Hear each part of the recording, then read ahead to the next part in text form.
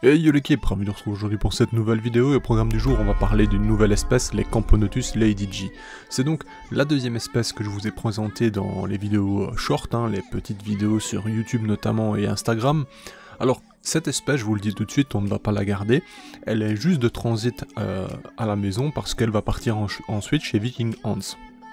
Cependant, ce que je peux vous dire vis-à-vis d'elle, bon déjà je vais m'excuser pour la qualité vidéo, je vous avoue que vu que je mets un setup provisoire pour les maintenir dans de bonnes conditions, le temps que Viking les récupère, je peux pas vraiment bien les filmer, vous voyez bien. De plus, le tube est assez sale en intérieur, plus l'humidité, enfin vous voyez un peu l'idée, bref. Passons, j'espère tout de même que vous allez pouvoir apercevoir des choses sympas sur elle. Cependant, ce que je peux vous dire, c'est que il y a pas mal... il y a des études en tout cas qui ont été menées sur elles dans leur habitat naturel, et il y a des choses intéressantes à dire. C'est-à-dire que il y a un phénomène qui est assez sympa, c'est qu'elles font une sorte de polydomie, donc c'est le terme qui est employé, c'est-à-dire qu'elles ont plusieurs nids, donc dans une zone bien répartie, admettons sur 80-100 mètres, il y a plusieurs nids de l'espèce, donc de Camponotus ladygii. Elles sont pas reliées par des tunnels ou quoi que ce soit, cependant elles ont bien entendu, elles sont reliées par des échanges sociaux, etc. Donc elles vont aller d'un point A à un point B, donc le nid A à B pour nourrir tout simplement la colonie, déplacer le couvain, etc. Enfin bref, c'est assez intéressant. On est sur une espèce principalement omnivore, qui va consommer d'ailleurs, un truc assez intéressant, c'est qu'elles vont aller justement consommer des excréments de lézards notamment sur le territoire, pour nourrir la colonie, donc ça c'est assez particulier mais très sympa. Après ce qu'il y a d'intéressant aussi, c'est qu'elles ont notamment sur la zone d'étude, ils ont constaté qu'elles avaient un ennemi particulier, donc dans l'endroit vraiment où ils ont fait leurs recherches, c'est-à-dire dans la savane tropicale du Cerrado.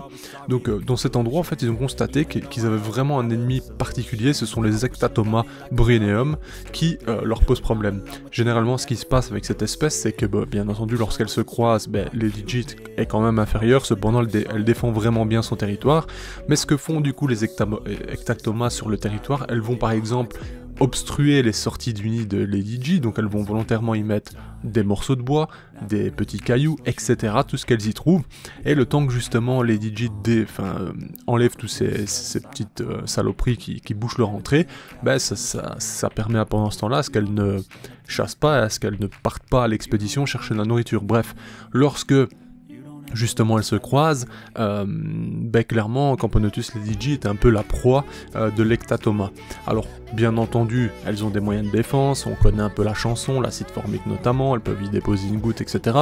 Mais sinon c'est vrai que ce n'est pas, je vais dire, l'espèce qui va dominer son territoire parfaitement. Cependant elle va tout de même se défendre. Alors je vais vous mettre un article en description, tout simplement, qui vous permettra de voir l'étude que j'ai lue justement à leur sujet.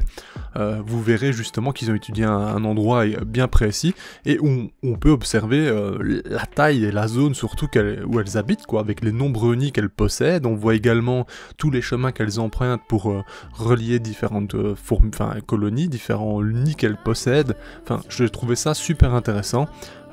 Parce que vraiment ça s'étale sur de longues pistes et elles ont vraiment des sentiers bien tracés qu'elles suivent. Donc ça c'est toutes des choses que nous, en arrivant sur une zone, on ne peut pas observer, mais que lorsqu'il y a une étude qui est menée justement à l'aide de colorants par exemple sur le gastre d'une ouvrière, etc. Enfin, vous comprenez, des marqueurs qui permettent justement de reconnaître une ouvrière par-ci par-là, mais en plaçant diverses caméras, etc. à des entrées de nid, ils peuvent observer vraiment les déplacements d'une ouvrière à plein d'endroits différents. Bref, c'est super sympa et c'est comme ça qu'ils peuvent déterminer que notamment à peine 30 et quelques pourcents des ouvrières qui partent à la récolte ramènent quelque chose et pour le reste c'est un échec généralement. Donc voilà, ça c'est toutes des informations qui sont hyper sympas.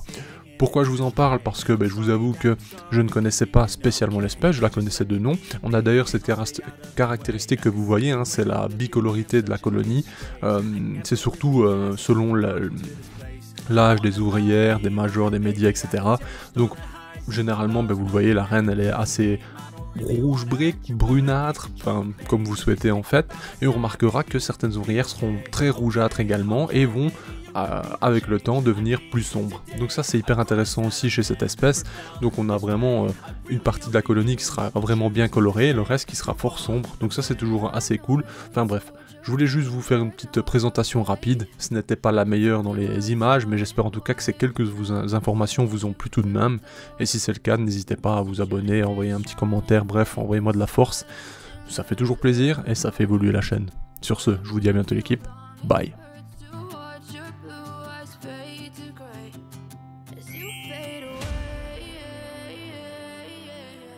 Hey, si toi aussi tu as apprécié la vidéo, n'oublie pas de t'abonner, de laisser un like, voire un commentaire, ou même de nous suivre sur les réseaux. Merci et à bientôt l'équipe.